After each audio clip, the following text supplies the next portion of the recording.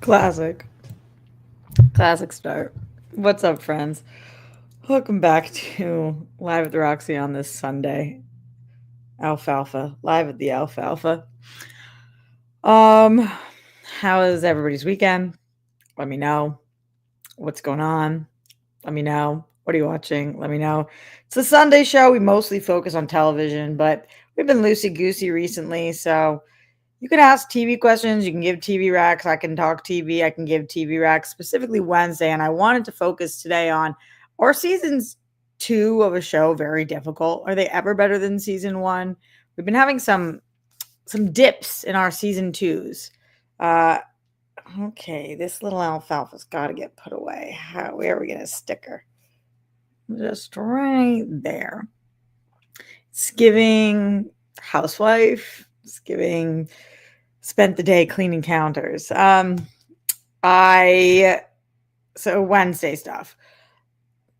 Seth Rogan is absolutely annihilating it for Apple TV, and if you're not paying attention to him, that's silly. And is Chief of War the new Shogun? What do we think? Let's talk about all that. Plus, anything else you guys want to talk about. We can get personal. We cannot. We can talk about your life. We could not. We can talk about my life. We cannot. We can do whatever we want to do because it's Live at the Roxy. One quick plug that I wanted to give at the top is that Steph Sabra has officially started streaming on her own channel live, which is awesome. She's been doing Sundays before I do. So I think she's been going live at like 5-ish on Sundays. And then I think she went live until like 6:30, and then I was waiting to go live. So she's been doing Sundays before me, and I think she's going to do that for a little bit. I don't want to speak for her, but she's also been dropping vlogs on her channel, which is awesome. So if you know me, you obviously know Steph. And if you haven't been checking out her channel, please go over there. She needs to get her a certain amount of hours in order to start monetizing. So help support, subscribe, go check out her stuff. She's doing a great job, and Steph's the bestie boo. So go support, please. And thank you. All right. Streamlabs.com/Roxy Stryer here. Super chat in. I did a couple cool things this weekend. If y'all are interested in knowing, my hair was not one of them, apparently. One of the things was that I learned from Ash the day after we streamed. So on Thursday, Ash sent in support in the Streamlabs, streamlabs.com/Roxy Stryer at 4:46 a.m. my time. So Chicago time. I think that's 6:46 for him. Ash said, charging station cum restaurant is an older use of the term X cum Y, means a combination of those two things. Cum in Latin means with. So like futons in some countries are called sofa cum bed, which is iconic. If you don't know what we're talking about, then you missed the last episode, in which I, like a 13-year-old boy, could not keep it together because we were talking about Elon Musk's restaurant, Tesla restaurant, and it was like something cum station. And I was just losing my mind. Sofa cum bed is elite. I feel like when you're pronouncing it like Latin, though, wouldn't it be cum, not cum? Yeah, I turn into like a little teenager sometimes. But thank you, Ash, for letting us know that it's not actually as funny as we thought it was. It's more legit. They had me thinking it was a typo. Like, that was crazy. And I choose to believe that it's still funny. And thank you to those of you who also have your teenage brains on. So Streamlabs in, Super Chat in. What are we getting into today? Who in here has watched the first part of season 2 of Wednesday dropped on Netflix? So they dropped 1, 2, 3, and 4 last week. And then in September, they're dropping 5, 6, 7, and 8, which is where Lady Gaga is, I believe. Who here has watched 1 through 4? I have not watched 1 through 4. I've watched 1 through 3, and I'm going to watch 4 tonight. I've obviously seen all of season 1, but who's keeping up with Wednesday for season 2? One of the reasons I ask is because this is the biggest English language show for Netflix ever. And that's truly wild to me. Like, I would have thought without a doubt it would have been Stranger Things. And if it wasn't Stranger Things, it would have been something like House of Cards before there was so many options. And House of Cards was a great show, despite its legacy being tainted, of course. But I would have thought it would be Stranger Things, House of Cards, something along those lines. So to find out that it's Wednesday means that probably the vast majority of us watch it. Because otherwise, how is this show continue to do so gangbusters? I think Wednesday is in its own little interesting corner of the web because it's for a lot of different types of people. It's for outcasts. The Addams Family vibe, not just vibe, theme and practicalness of the show, speak English, rocks, appeals to a lot of different generations because a lot of people have their Addams Family that they love, whether it's cartoons, whether it's live action, whether it's movies, whether it's TV shows. So it's a lot of different generations that love the Addams Family. And I think that a lot of people can relate to Wednesday, and the people who can't relate to Wednesday can relate to Enid, and the people who can't relate to Enid can relate to Morticia or Gomez or what's the brother's name? Pugsley? No, is that whatever his name is? The people who can't relate, you can usually relate to somebody on this show. And then the people who that means nothing to them, a lot of people just like this show because they like supernatural things. Like maybe you loved Vampire Diaries and that this works for you because there's a lot of werewolf themes, siren stuff going on, supernatural things. It kind of also has Harry Potter vibes because we're at the school Evermore. And so it kind of feels like a more outcast misfit version of Harry Potter. So for so many different reasons, I feel like this attracts a lot of different types of people. I still think it's crazy that this is the most watched English language show on Netflix. That's just, to me, that's surprising. What would you have thought it would have been? Or would you have thought that it would have been this? Okay, so it does have big stars too. Obviously, Jenna Ortega is very well liked. Catherine Zeta-Jones has been a massive star for so long. Lady Gaga was announced for the second part of the season, so it doesn't get much bigger than her. Who is watching this? Let's see what you guys are saying. Are you watching it? Wow, it looks like a lot of you guys aren't watching it. Haven't. Some of you are caught up. Some of you have. Some of you have yet to see it at all. Some watched season 1, but not season 2. I think that season 2, the first 3 episodes I've seen have definitely been good. I'm not going to sit here and say that they've been excellent, but they've been good. But I don't feel the way about this season as I do about season 1. And it kind of had me thinking a little bit about the fact that I felt that same way about Severance this year, where I like season 2, but I don't feel the same way that I did about season 1. And I feel the same way about Silo this year, where I liked season 2, but I don't feel the same way that I felt about season 1. And that tends to be a little bit of the trajectory of a sophomore year for a lot of shows. Immediately, I can combat that with something like Parks and Rec. Parks and Rec season 2 is significantly better than season 1, significantly better. Even this year, this week, I don't know if Platonic season 2 is better than season 1, but I liked the first couple episodes as much as I like season 1. So I guess it's not all the time, but it does seem like sometimes if you have a very successful season 1 of a show, you get a little bit more money, you get a little bit more confidence, and sometimes those things don't lead to as good of a season 2. Like season 1 of Wednesday kind of felt like lightning in a bottle, and season 2 kind of feels like I'm waiting. Like, when's it gonna really take off? And I like the characters. Enid's in my heart. Obviously, Wednesday's amazing, but Enid's my girl. Actually, for Real Rejects, we released a me and Tara shirt of Tara's Wednesday, me and Enid. Janine designed it, and it is awesome. It's on the shop now if you guys want to see. But it just feels like a little more lackluster. And that That's been happening a lot recently, maybe for all of time, but I feel like a little bit more than recently.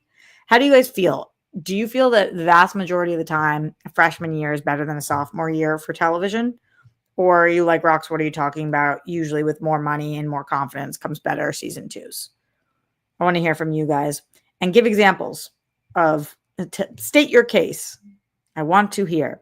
Looking at the other shows that I've watched this year. So far I've watched 85 shows this year.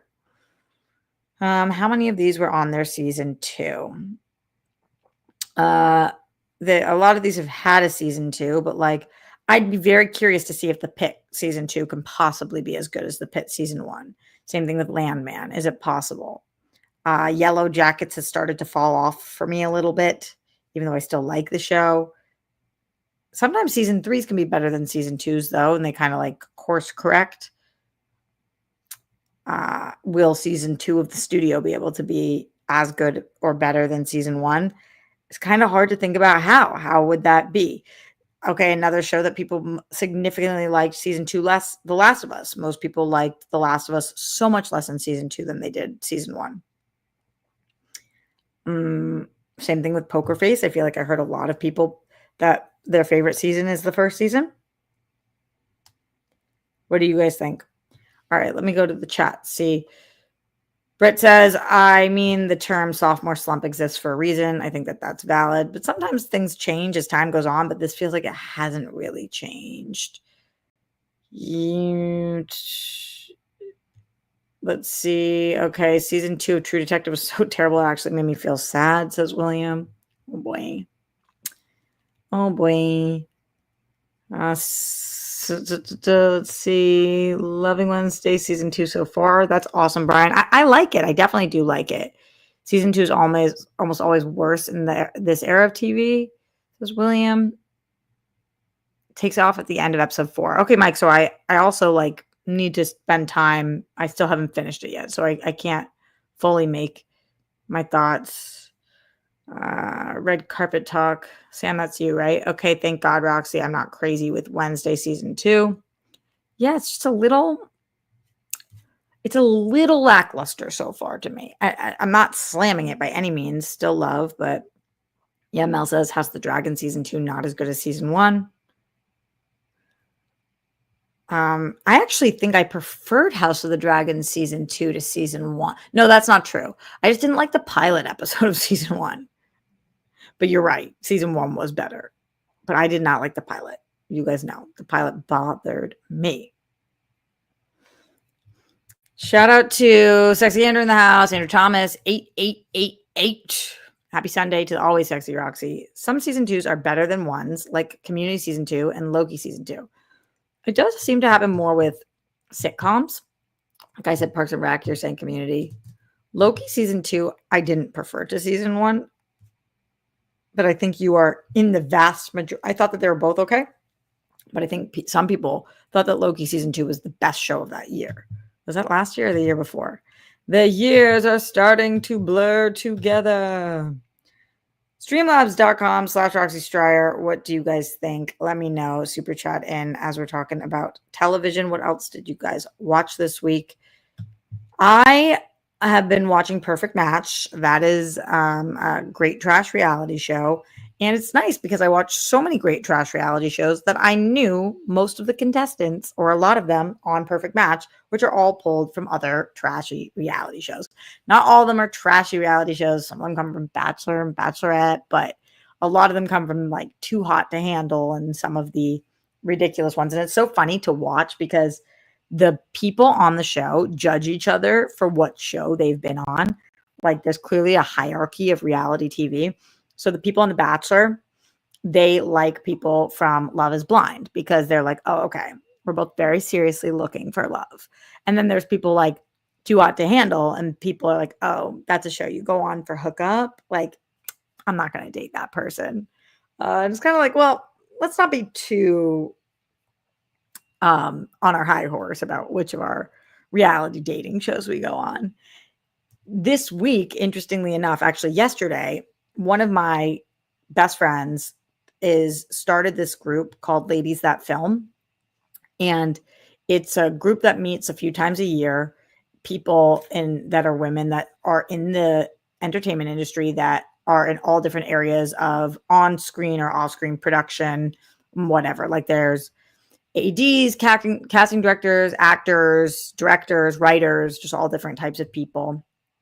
And you meet up and do something. This one was at the beach, which was cool. So there was like, I'm going to say like 18 of us maybe at the beach, and you do little speed datings with people and you learn kind of about their career, what they're doing. And you see if you can pool resources, help each other with anything, just like create new contacts with each other. And it's so much fun and a great way to use was a great way to use my Saturday. And I met a lot of really interesting women that are kicking ass in the industry. So it was an absolute blast. But one of the women is a casting director for a lot of massive reality TV shows. I won't tell you which ones just because I'm about to tell you stories about what she told me. So, but she was telling me she casts like massive reality TV shows. And I was like, you must meet some absolutely batshit people. And she was like, I really do. But I also meet some incredible people. Like when you're casting these shows, you have to not just cast like the crazies. You also have to cast people that people might like. And so there has to be something charismatic, endearing, whatever it is about them from the jump. I honestly wonder if I can get her on the show because for multiple reasons. Number one, it's just interesting to hear casting directors talk about their job. And especially when they do something like that, it's like, wow, how did you get that job? What do you do with that job? But number two, because a lot of people now aspire to be on reality TV. Like if you ask some people, what is your dream job? Some people say, I want to be a reality star. And I feel like there's very specific things you can do to attain that. It's not my dream. I don't want to be a reality star. I'm not saying that there's anything wrong with that. And in fact, you guys know when I was 18, I auditioned for The Real World.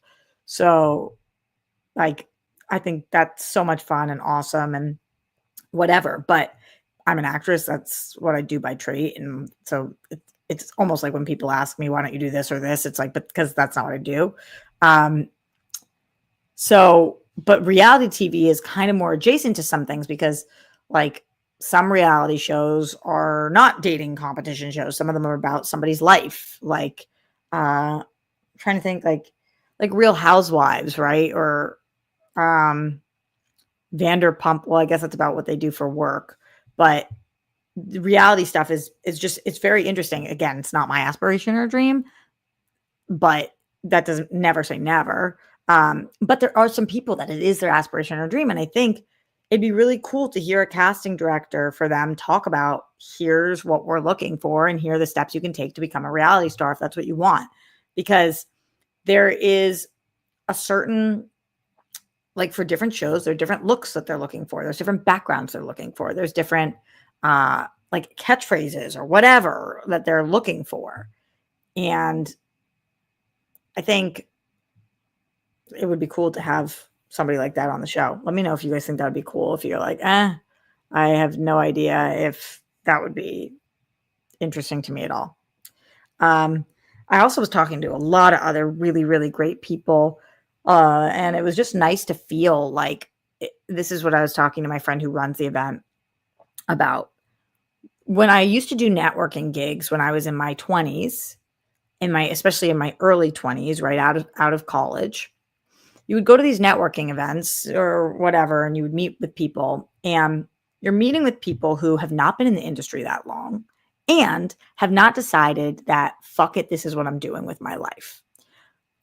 Like if you're 23 and you've graduated college and you have a major in some kind of arts or whatever, business, and you have decided you are going to be writer, director, producer, actor, publicist, whatever, and you're only a couple years out, you can't really say for sure that that's going to be your life, because most people leave after a few years. Even the people who were really passionate about it, a lot of them leave, and they leave because LA is expensive. They leave because their dream changes. They leave because they want to be a parent. They leave because XYZ reason. They leave because another opportunity came about. They leave because the money wasn't on the table and they were sick and tired of being broke artists. But at this event, it was only people in their 30s and 40s, and like not even really early 30s.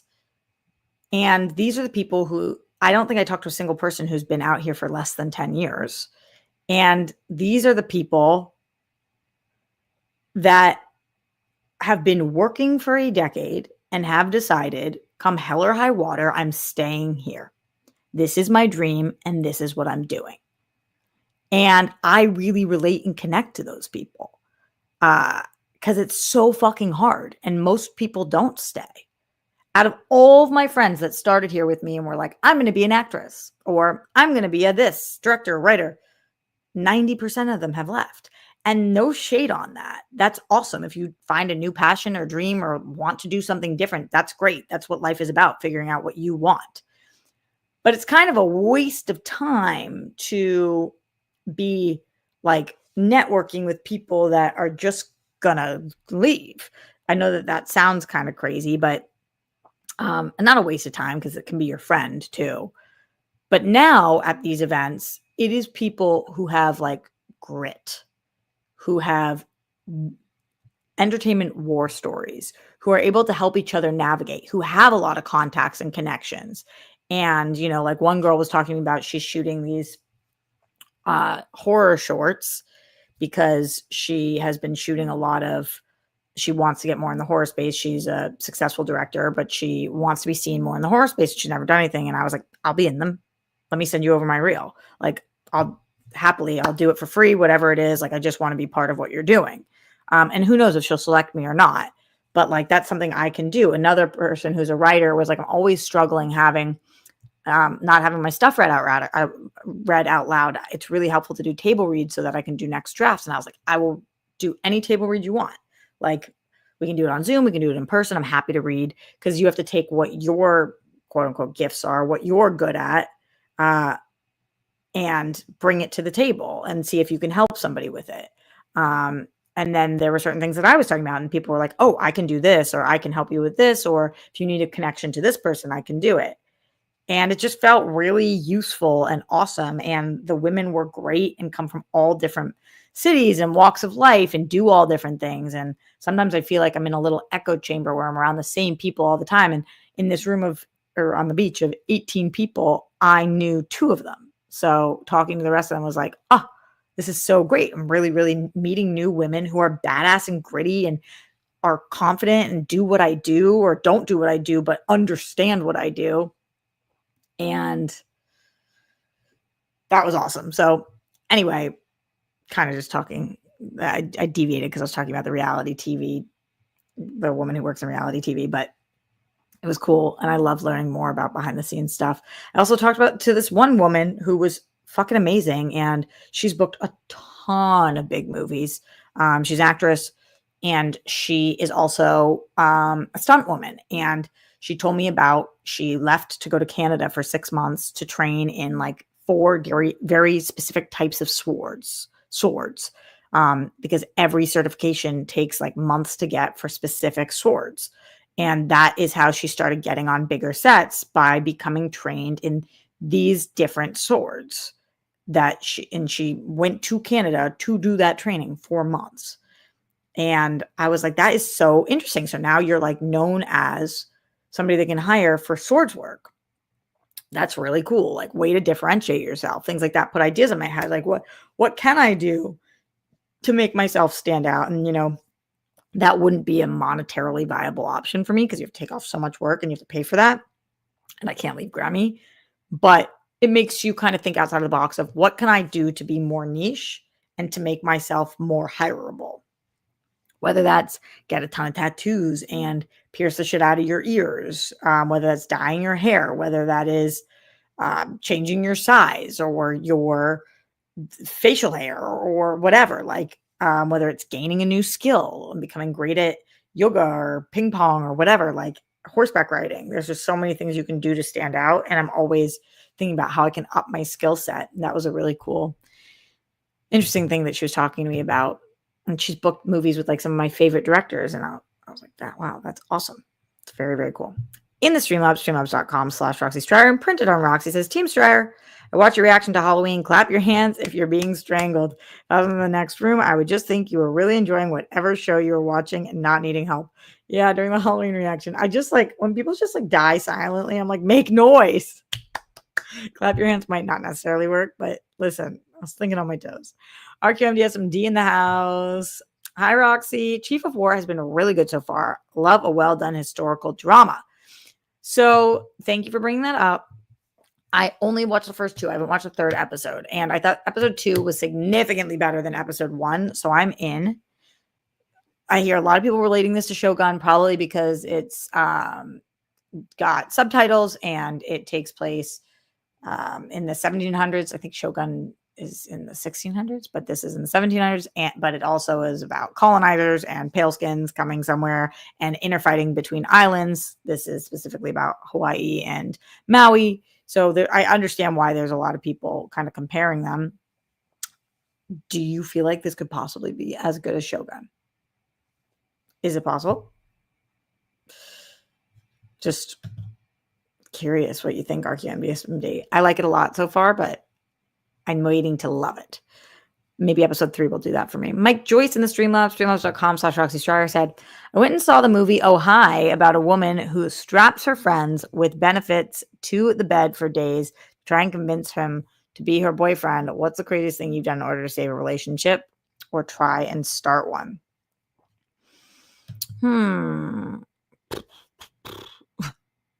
I really want to see Oh Hi. I'm hearing great things.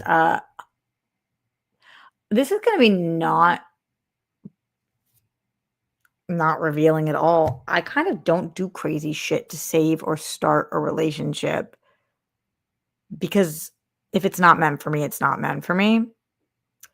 I guess the craziest thing is that I got back with my ex who did not deserve me 3 times. That's crazy. You know, there's a reason that you leave somebody, and to go back to somebody 3 times is batshit. Why would you ever do that? And I think to give myself the benefit of the doubt and understanding, you know, people claim to change, and sometimes people really do change. He certainly did not. But I'm somebody who does believe in change and growth. And so that's the craziest thing I've ever done. And I talked actually last night, I went with my friend to the Culver City Hotel, which is amazing in Los Angeles. If you're ever here, it's a historical hotel. They do a great high tea. They also have awesome martinis. We went for the martinis, and I was there with my friend just talking about like, I will never stop regretting getting back with my ex. I will never stop regretting that. I would pay $1 million if I had it to go back and shake myself and tell myself, please don't do this. You are going to ruin 6 years of your life. And I know people are like, but everything happens for a reason. I don't believe that. I think that if I had not stupidly 3 times gotten back with somebody, that I very likely could be in a loving relationship right now. I wasted a lot of time. I didn't learn any lessons that I didn't already know. And it was miserable. Being with him was miserable. I was miserable. I was crying every single night by myself in tears like this, thinking there was no way out and that I was trapped. And that's on me, because we all have to remember we are allowed to leave people that are making our lives hell. And I didn't do that. And I wish I fucking had. And I know that that's probably relatable to some people for different reasons or the same reason. And interesting question, Mel, about why do I think I went back? I think I was scared. For one, scared to be alone. And number 2, I'm such a loyal, action-oriented person that when somebody I think needs me or their life is better with me, I have a very hard time walking away. And I really felt like this person needed me and like they might die without me. Honestly, I know that sounds dramatic, but it was not dramatic. And so, and when you love somebody, sometimes you make fucking dumb decisions that are not rational. That every person around you is saying, do not do what you're doing. But like, yeah, I did. So I have to give myself grace because we're all only on this planet once. And this is my first time being alive. And I made the wrong choice over and over and over again for years. I'll never do that again, though. I'll never do that again. It's why I am single, is because I'm never going to be with somebody that ever makes me feel like that ever again. So I got to be really considerate of that at the beginning. And yeah, so that is that. Why did I start talking about that? Oh, because Mike said craziest thing I've done to save a relationship or start one. Stay, I guess, was the craziest thing I ever did. Scott Welsh in the Streamlabs, streamlabs.com/Roxy Strider said, tomorrow is 6 years since my grandpa passed. Rox. So 6 years since my grandpa passed. Rox, has Papo left you any signs he is around? For myself, it took a while, but mine came to me in a dream and straight up told me I'm always around. While I'll always miss him, I've felt at peace since then. That's really sweet. I think because Papa was not walking nor talking for so long at the end of his life, it's similar to when my mom was really sick at the end. All of my thoughts and memories of him are at the end of their life. And I look forward to the day in which, when I think of him or he comes to me in my dreams, I remember the Papo that I know and love and not the sick, dying man. And it took me years with my mom. Like for my mom, when she passed, for years, I had nightmares of the sounds she made at the end or just her dying. But then it was a few years in, and then I started having dreams of her talking to me and being alive like the mom I knew. And so I hope that I get to that place with Puppo. And I know that I will. And I look forward to that. Today, though, I will say, I was with Grammy today. I took her to get her toes and nails done. And I was afterwards, like, I'm going to drop you off and then I'm going to go to a car wash. She's like, what do you mean? I was like, I'm going to drive through a car wash. And she said, I've never driven through a car wash before. I was like, what? You've never driven through a car wash? She said, no. So I had follow-up questions about that. But anyway, I said, then you're coming with me. We're going to do a drive-through, just a gas station drive-through car wash. They're all over the place in Los Angeles. They don't exist on the East Coast or in Boston. But here at a Shell station, you just sit in your car, you pay $9.99, and you drive through a car wash. You don't get out. There's nobody there. It's just a machine that does this. And it is just very common here. And so I forgot, and some of you guys might recall this, that I have a leak on my roof, on the right side of my roof, where the convertible like closes. It's just a little hole that I've never gotten fixed because I went to get an estimate for how much it will cost me. It will cost me $5,000. And I'm not going to pay $5,000 to do that because it never rains here and it's on the passenger side. And I never really drive people other than Grammy. And if it was raining, I would take her car. So I forgot about this. So we go into the car wash. Don't worry, this will all 360 come back around to the question that was asked me. And Grammy all of a sudden starts getting soaked. This drip, drip, drip, drip, drip.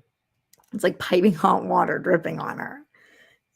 And I was like, oh my God. And then I remembered that I keep Papo's sweatshirt in the car. So I had it underneath me and I gave it to her to like put on her lap so that it wasn't dripping on her and she wasn't getting soaked anymore. So I did think, I don't think that's a sign from Papo, but I did think to myself, like, look at you, Papo, still protecting Grammy. So yeah, I was excited about I don't know about excited, but I just thought that was kind of a cool moment where I was like, oh, there's Puppo helping Graham.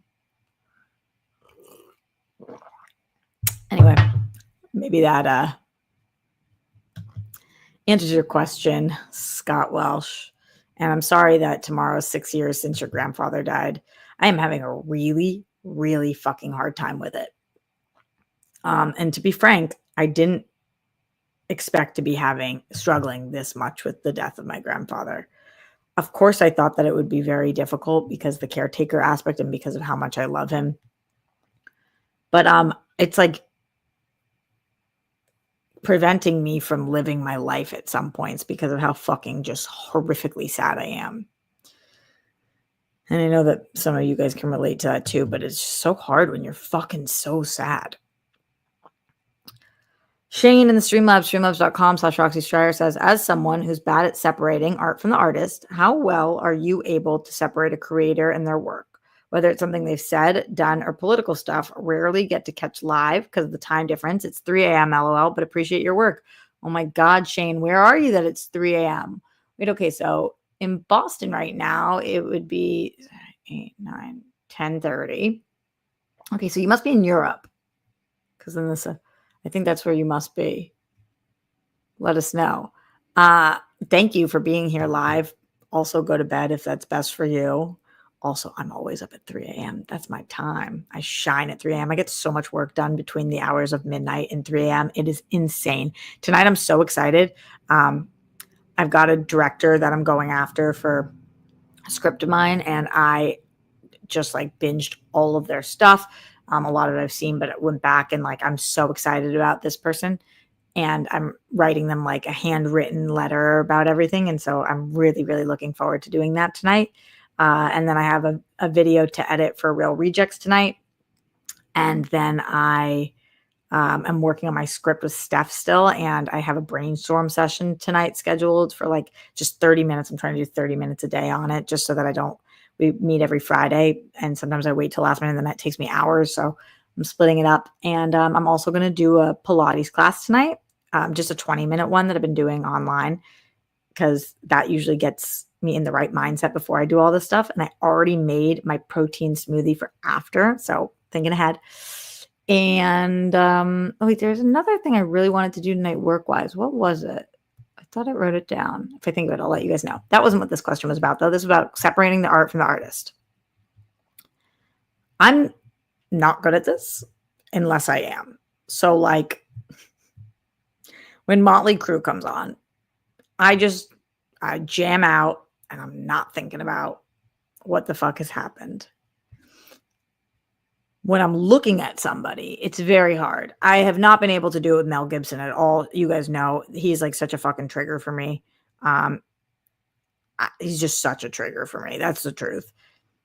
It's easier when it's something like Hacksaw Ridge, which he directed and isn't in, which is why I also think it's easier for things like Harry Potter, which JK is not in.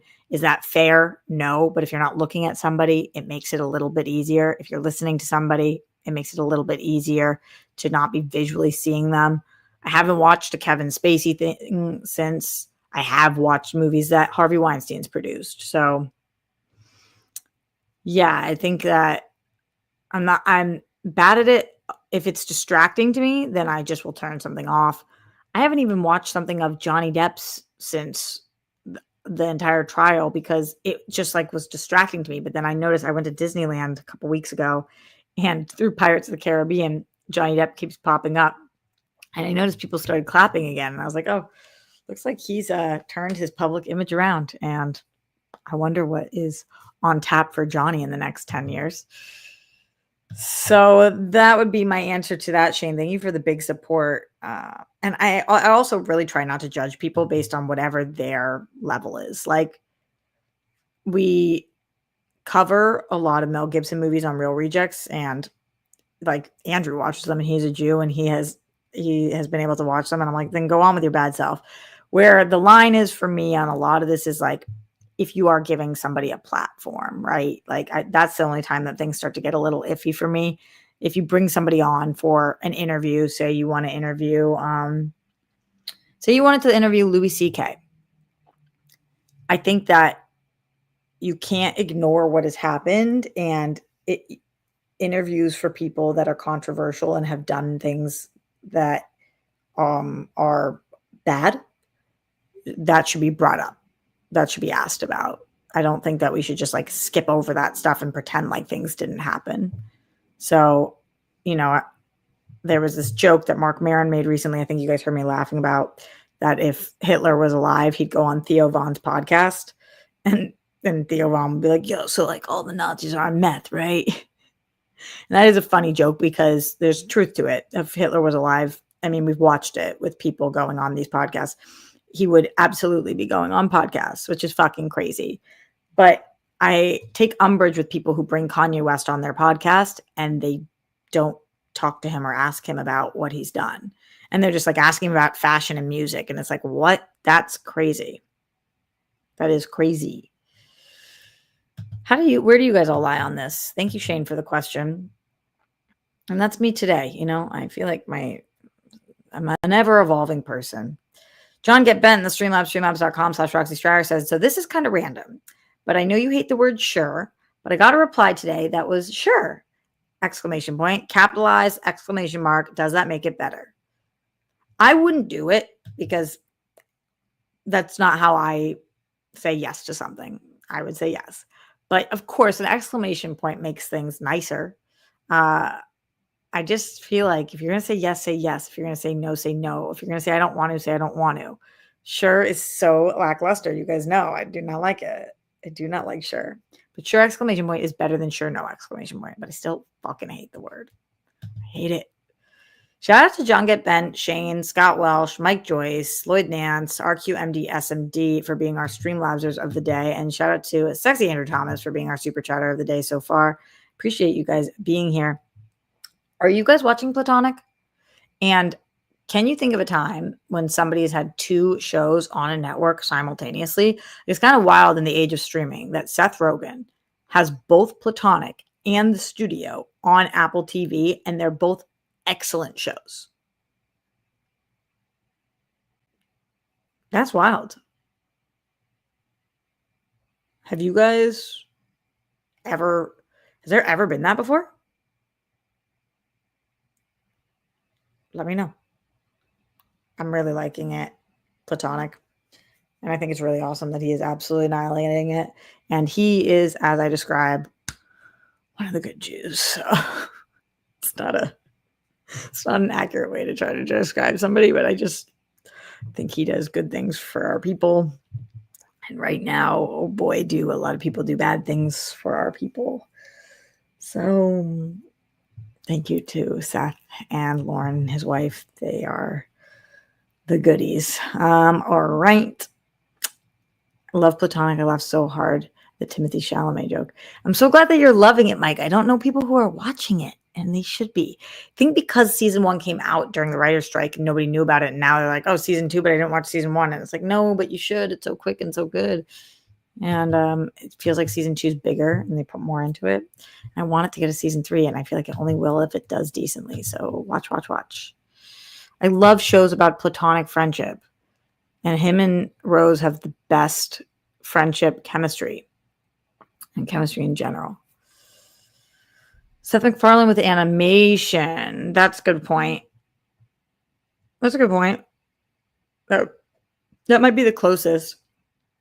Yeah, of course, like Ryan Murphy or Shonda, but I mean an actor who's starring in 2 shows on one network. That's wild, right? Streamlabs in, super chat in, get in your last minute question, comments, concerns. I'm not going to be here that much longer. Chief of War, who's watching it? By show people in the chat. I like the show. I really liked episode 2. I'm excited for episode 3, which already dropped, and I will watch it probably tonight or tomorrow. Momoa is a good lead. Surprise to nobody. He is very endearing and interesting to watch, and he makes cool choices as an actor. And I also know that he knew some Hawaiian, but he had to learn a lot more for this role, which is cool. And he's also involved in the producing of this show. So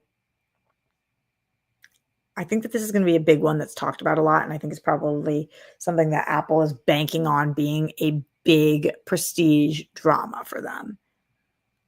Do I like it like I like Shogun immediately? No. It's not really a fair comparison because why are we comparing a show about Hawaii to a show about Japan? But it is because they're both foreign language. They both have are from hundreds of years ago. They both have people fighting with other people in close by locations, and then also have white people coming to fuck things up for them. So I understand the comparisons and I make them myself.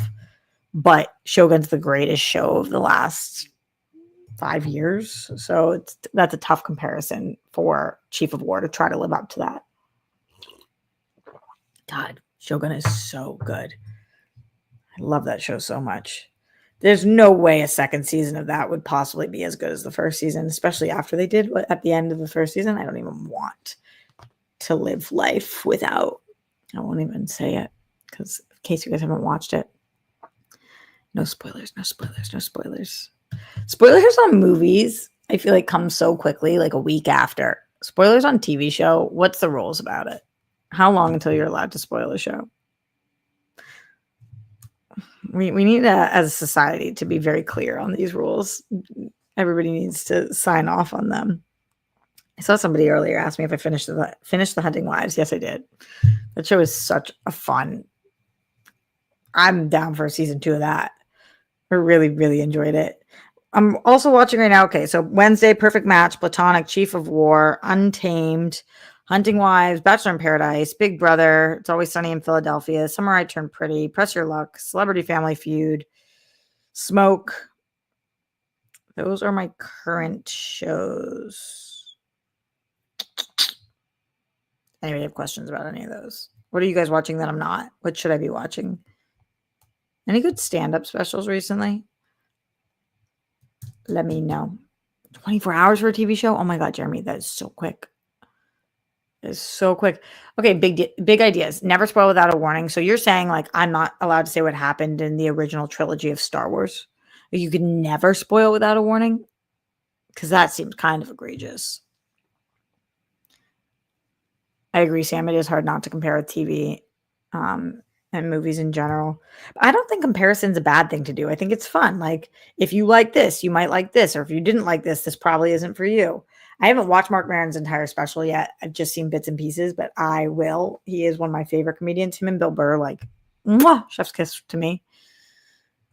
I saw a segment this week. It was on social media, so I don't know if it came from a bigger podcast or whatever, of a guy that I used to be friends with, who I think we became friends after he came on Collider. We did some work together. His name is Jeff Dye. I liked him a lot. We haven't spoken in years, even though like I've always been fond of him because he was really, really nice to me and like nothing but like a good dude to me. But he keeps like kind of coming out with these conservative stances, which is interesting because from what I knew of him, that was not like at all who he was or whatever. Not anyway, though. I saw today or yesterday, he was upset with Bill Burr because he feels like Bill Burr now, like, for example, when he was on Rogan's podcast and Rogan was like, what should we do about the masks? And he was like, I'm not going to sit here and pretend to talk about it like I'm an expert with you who's not an expert. And Jeff was like, I feel like Bill Burr has not been sharing his opinion on things. And he's just like, there was another example where he's on a carpet being asked about something else. And he was like, why would you ask a comedian about that? And Jeff, who's another comedian, thought that was lame and that comedians speak on politics all the time. I thought that was odd because I feel like Bill Burr is very vocal about his political beliefs. And I feel like Bill Burr has been very, very liberal as of late, but I don't think that he walks the fence and like doesn't speak about what he believes. I just think he probably as he's grown and matured in his comedy and his age, I feel like he's really done a great job of knowing what he doesn't know what he doesn't know. And so he shouldn't speak on something. He can make jokes about whatever he wants, but he shouldn't legitimately try to give scientific advice about a pandemic. because that's not the person to do that. So I don't know. I feel like asking our comedians about politics is fine, but he's not straddling the fence to me. I feel like it's very clear what his beliefs are, but he's also not going to be out there kind of just sharing misinformation or things that he doesn't know to be fact. How have you guys been feeling about Bill Burr? And I find Bill Burr and Mark Maron to be very similar in this, where it's like, while they aren't the most liberal people on planet Earth, they definitely are more liberal, especially for the comedian era that we're in. And I like the way that they both navigate politics. How do you guys feel? Let me know. Let's go into the super chat. Kyle Ray's 2001. Hi, Roxy. Hi, Kyle. Have you seen the latest season of King of the Hill? Very wholesome. Also, I think South Park is taking big swings. It's Always Sunny is great. I haven't seen the latest season of King of the Hill. It's very wholesome. Really? Why is the latest season of King of the Hill very wholesome? I would never have described the show that way. South Park has been taking big swings, but I've only been seeing, like, specifically when they were talking about the Trump episode, I was like, oh yeah. But I missed some of it, and I love South Park, so I should probably get back into it more consistently. So anyway, thank you, Kyle. Thank you. Very wholesome. Wow, I would never have expected that. Get in your final Streamlabs, streamlabs.com/Roxy Stryer. Super chats. We're not here for that much longer. As I told you guys, I have a busy night. Shout out to John Get Bent, Shane, Scott Welsh, Mike Joyce, Lloyd Nance, RQMDSMD, and to Kyle Reyes and Andrew Thomas for the support so far. You guys rock. I wouldn't be able to do the show without you, really and truly. I've been doing the show Sundays and Wednesdays. Thank you guys for joining me on this Sunday, spending the last of your weekend with me. Shane in the Streamlabs, streamlabs.com/Roxy Stryer said, since you mentioned Rogan, what do you think about him? I can't stand him. Do you mean Seth Rogan? I'm worried. Could go on for days about why, but I know a lot of people are less harsh on him than me. I wonder which Rogan you mean. You did spell it. You did spell it not Seth Rogan way, so maybe you mean Joe. I think you do. Did I talk about Joe Rogan? Oh yeah. Oh. Okay. You definitely mean Joe Rogan because you were talking about when I mentioned him talking to Bill Burr. Got it. I was like, did I bring up Joe Rogan? Makes a lot more sense. How about me not remembering what I talked about 30 seconds ago? My thoughts on Joe Rogan. I don't think I have the strongest thoughts that anybody has on Joe Rogan. Sometimes he says things I agree with, and a lot of times he says things I disagree with. And he always says things as facts that are opinion, which I think is a strange tactic. But I also don't find him to be the most problematic of the problematics. And clearly, as a businessman, he's wildly successful and has done an amazing job with his show. He gets a variety of different guests, and sometimes I'll listen to his interviews because sometimes I care about the guests he has on. But he also has some like absolutely abhorrent opinions on certain things that are so weird. And some of his guests I cannot stand. And he does what I was talking about earlier, where I feel like he'll give somebody a platform and then sometimes not ask them about the thing that is the most controversial about them. And that is sometimes problematic. So I know that a lot of people hate him and a lot of people love him. And I don't feel either of those ways. I feel like, oh, he is a person who exists who has a very successful show. Trackstars in the Streamlabs, streamlabs.com/Roxy Stryer says, hi, Roxy. Hi, Trackstars. Not sure if you watched it, but really excited for the Gilded Age season 3 finale. Carrie Coon is amazing on the show. Hope you had a good start to your week. This is the number one show that I get recommended that I haven't watched that I think I would have loved, and I feel really bad about it. But it being in season 3, I just don't know if I'm going to have time to binge all of this. But this seems so up my fucking alley. And Carrie Coon, to me, Carrie Coon is one of the best living actors. You guys know after leftovers. I like could not shut up about her. I love Carrie. I love Carrie and Fargo. She's so good.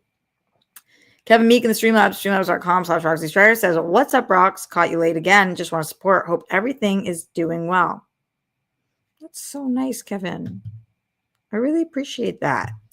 I actually had a really, really tough week again this week. And so words like that mean a lot to me and are really, really kind. I'll be honest with you guys. I'm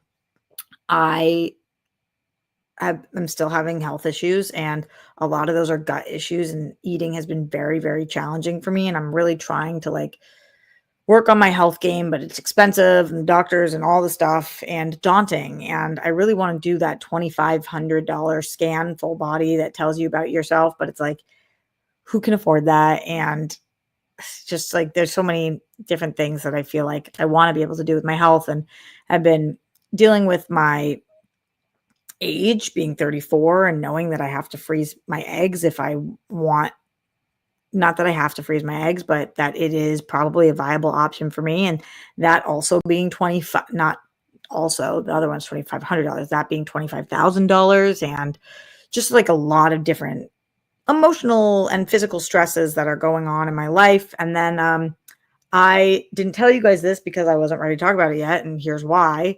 I started seeing somebody and was seeing them for a month, like multiple times a week, and having a great time, and was like, oh my God, I like somebody. And he texted me this week that he does not like me and does not want to see me again.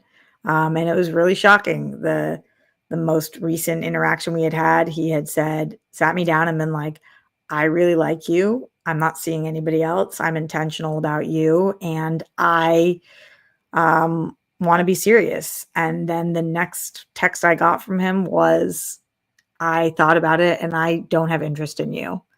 And that was really like, number one, an ego blow. And number two, I felt like totally sad and confused. And I kind of asked him to elaborate, like, wait, but the last time we talked, you said this, and he just blew past it and was like, I don't know what to tell you. I don't like you. And I was like, wow, it's a lot of time to spend with somebody that you don't like. And what happened? And it wasn't like it was after a date. Our most recent date, and then he was still calling me every day and talking. So it really sucked, and I was just super bummed about it. I am opening up to you guys about that because it's on this channel and you guys are the rock stars, but I haven't been like seeing somebody for a while. So it was very confusing and like very mean to do that. It's not mean to not like somebody or not want to be with them, but to one day say you're very serious about them and want to be with them, and then to shoot them just like a random miscellaneous text out of the blue that's like, I don't have interest in you.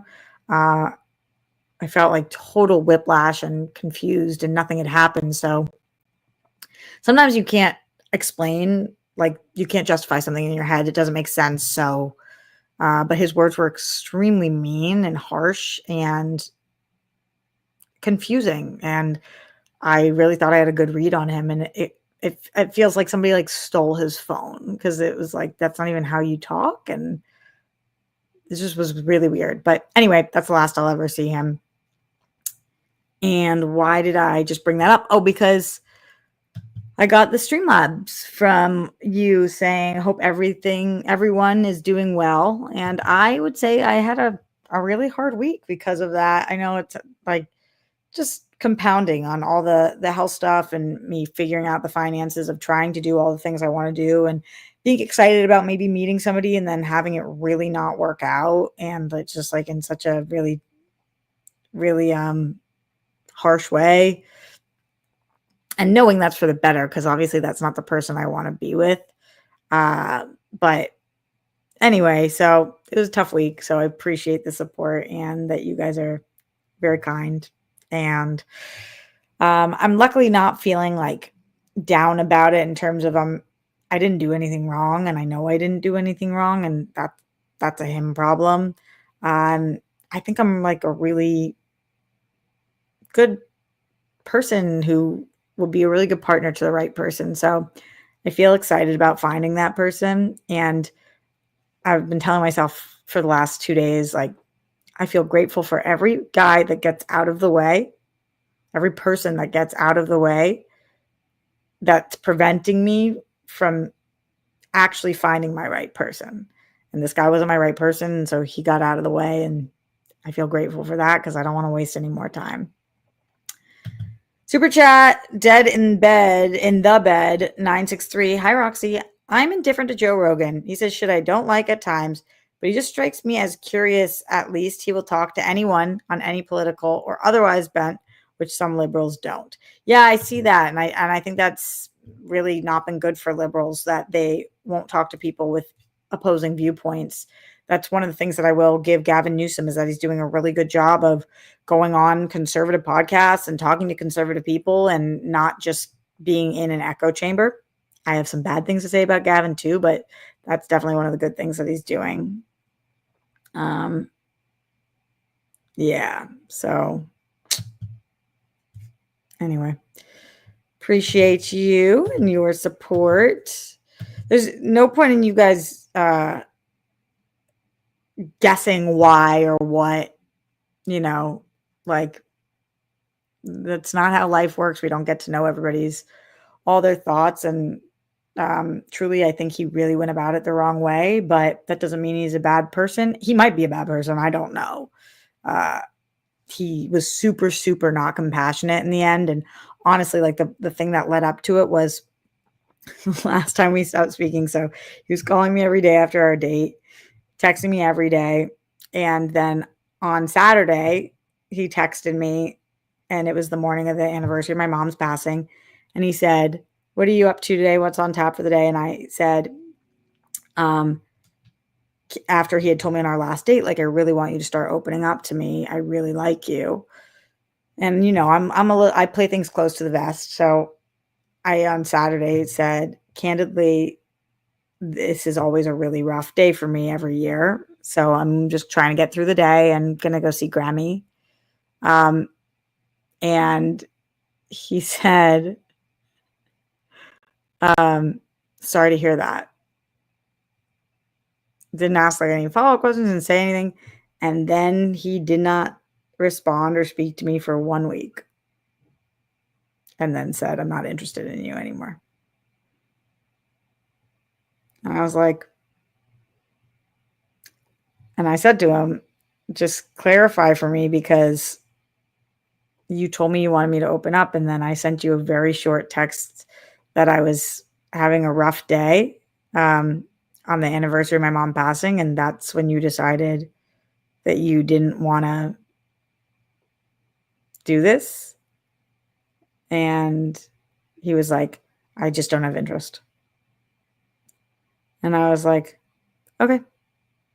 So it was like even harsher that I'm saying to you guys, because that's so mean, and made me feel really dumb. And I hadn't been opening up to him about, like, I had been opening up about certain things, but it's hard for me to open up about my mom to somebody who I know will never meet her. And so I said that, and then he disappeared for a week until out of the blue he said, it's like, then at that point, just be gone. Like, why'd you disappear for a week, non-responsive? And then after a week, I'm not interested in you. And I was like, ooh, that's weird. That was a very strange thing for you to do. So anyway, again, that's why I like, and we can't speculate. You never know.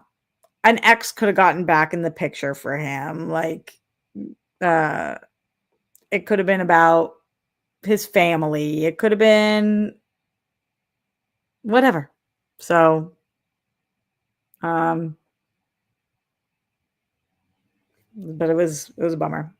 So everybody just be chill, because I don't need you guys all just like speculating on my life. I'm just letting you know, because I know a lot of you guys struggle in the dating world as well. Samesies, and you're not alone. And I really try to spend a lot of time working on thinking about myself, what I'm interested in, what I can take from this, and not, I wonder what he meant by this, or what did I do something wrong? Like, no, just focus on the lessons you can learn and keep pushing forward is what I have tried to do from it. But it's still been a fucking shit week. And not just because of that, but all the other things combined. The freezing of the eggs part has just been so. I have to go into the doctor again in like 2 months. And it's very daunting. It's very daunting. The financial toll that it takes, the physical toll on your body. And like, I don't even know that I want to have biological children. So I'll tell you guys more about that process if and when I go through it. Oh no, Sam, I'm not speculating more beyond this convo again. Sorry if I came across. No, Sam, you're awesome. Not about you, just I saw in the chat a bunch of different like theories, and I'm trying at least really hard not to theorize because kind of what's the fucking point? But you didn't do anything wrong. I think also it's very normal for people to hear something and be like, I wonder if this happened or this happened. Because when something is like, what? That's mean and doesn't make sense. I think we always try to justify it. And sometimes I'm just like, I'm tired of trying to justify shitty men's actions or men who are doing shitty things actions. And instead, I'd rather use my time being the best version of myself and trying to meet better people, because I can't possibly know what goes on in the brain of somebody that does something mean. I don't get it. So that Kevin Meek in the Streamlabs, streamlabs.com/ProxyStar says his loss, you're good. Keep doing your thing. Thank you, Kevin. That's very, very sweet. Appreciate you. RQMDSMD in the Streamlabs says, hi, Roxy, just sending some more Sunday support. Enjoy your busy night. Thank you. I'm very excited for my night tonight. I also think any time it doesn't work out with somebody, it is a blessing in disguise that I have more time to spend on work. You guys know I love work. And I feel like I've been single this long because I really have dedicated myself to 2 things, my family and my work. I'm not where I want to be yet. So, all things in time. All things in time. All right, my friends, that is it for me for tonight. Shout out to Kevin Meek, RQMDSMD, Track Stars, Shane, John Get Bent, Scott Welsh, Mike Joyce, Lloyd Nance. Did I miss anything here? I don't think so. And shout out to Dead in the Bed, Kyle Rays, Sexy Andrew Thomas for the super chats. You guys rock. Thank you. Thank you. Appreciate you. Appreciate you. Thanks for listening. And thanks for chatting. And thanks for asking me questions. And thanks for talking TV and all the other things. I will be this week on tomorrow. I film for Rejects. I think usually my stuff comes out Thursday there, but I'm filming a bunch of stuff tomorrow, so you guys will see some of that soon. On Tuesday, I film for Christian. On Wednesday, I'll be back here with you guys. On Thursday, I am Rejects. On Friday, I'm Only Stupid Answers. And then I work with Steph, and I'll be back here Sunday, fun day. So catch me in all the places. And until then, much love and stay safe, stay sane. Don't put down the toilet seat and live. We don't want those flumes. Don't talk about the Holocaust. Justice for all the people who've lost their lives due to excessive force. My body, my choice. Forever on the rainbow. We love you. We stand with the women of Iran. So the bravest women we've ever seen. Golden sparkles for the Zen one himself. Glenn Caesar. We're thinking about you. And remember that you don't ever want to be with somebody who doesn't want to be with you for whatever reason that is. All right, my loves. See you soon. Later.